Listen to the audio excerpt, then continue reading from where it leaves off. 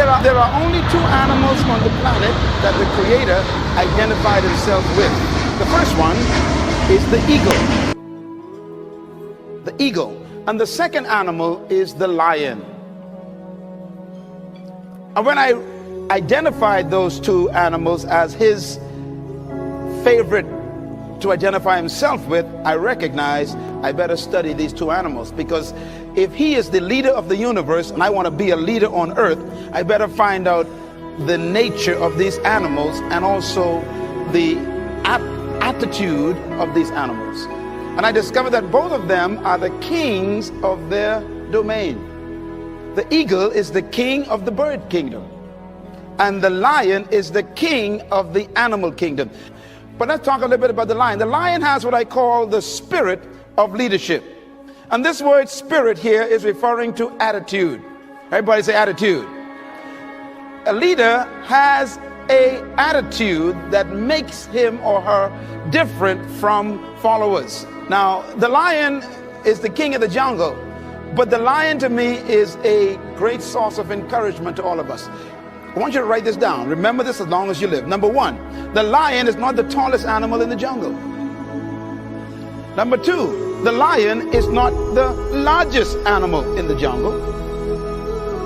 Number three, the lion is not the heaviest animal in the jungle. Number four, the lion is not the smartest animal or the most intelligent animal in the jungle. And yet, when he shows up, they all run away. Well, here's one of my favorite quotes that I put in my books, and I believe it really brings home the point. An army of sheep led by a lion will always defeat an army of lions led by a sheep. And the answers to that dilemma is this: because leadership can transform cowards into violent warriors. The right kind of leadership can transform a timid into bold people who are fearless. Leadership is that powerful.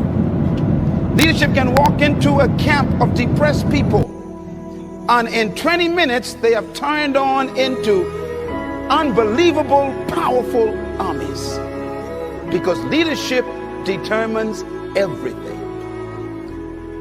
The lion is the king of the jungle because of one word: attitude. Everybody say attitude. Write it down. Attitude. The lion has a different attitude that makes every animal afraid of him. Now, we don't want to lead by fear,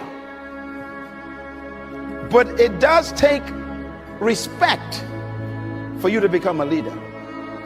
When I use the word fear in the jungle, we're talking about respect. The elephant respects the lion.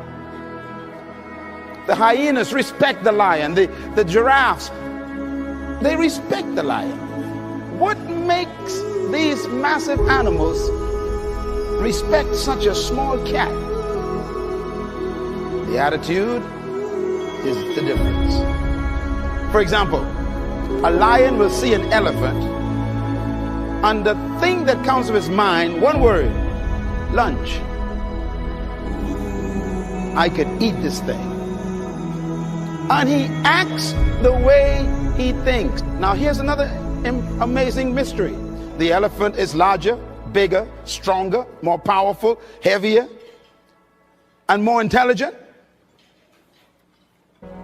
And yet, when the elephant sees the lion, one word comes to mind: eater. Attitude is a product of belief. You cannot have an attitude beyond your belief. So your attitude comes from your belief system. The lion is the king because of what he believes about himself.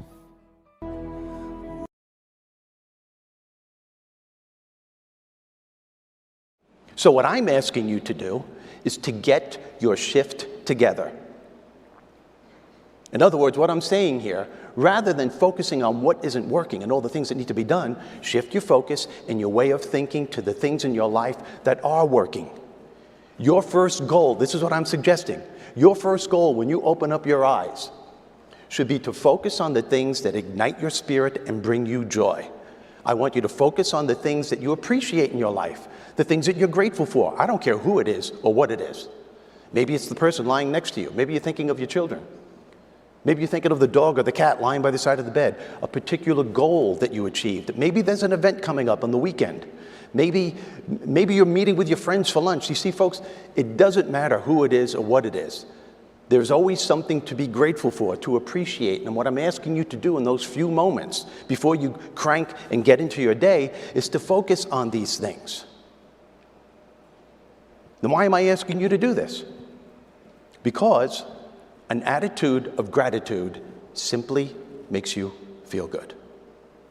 And feeling good is the fuel that drives motivation. And you keep this stuff going throughout the day. Whenever you're feeling stressed out at work and you're feeling that the challenges are really getting to you, maybe it's an irate customer, maybe orders didn't come in, maybe things just aren't going, whatever it is, rather than trying to tackle that situation, allow yourself to temporarily step away from that moment that's bringing you down, is stressing you out, and immediately start focus on things that make you feel better, that ignite your spirit, that bring you joy. And then when you eventually do go back to that moment that's stressing you out, which you inevitably do have to do, you're going to realize that it won't be as overwhelming as it was before. Why? Because you've calmed your nervous system down to the point where you are now embracing the situation rather than having that situation control you. And I promise you, you will find solutions to the problems a lot quicker. And you'll be able to deal with the next challenge that will probably come upon you moments later. People, we go through the course of our lives every day, and we allow situations, circumstances, events, challenges, and people to literally suck the energy out of us because we don't know that we have the strategies or the tools to turn these things around. And I'm telling you that you do. And again, it's your choice and it's your responsibility.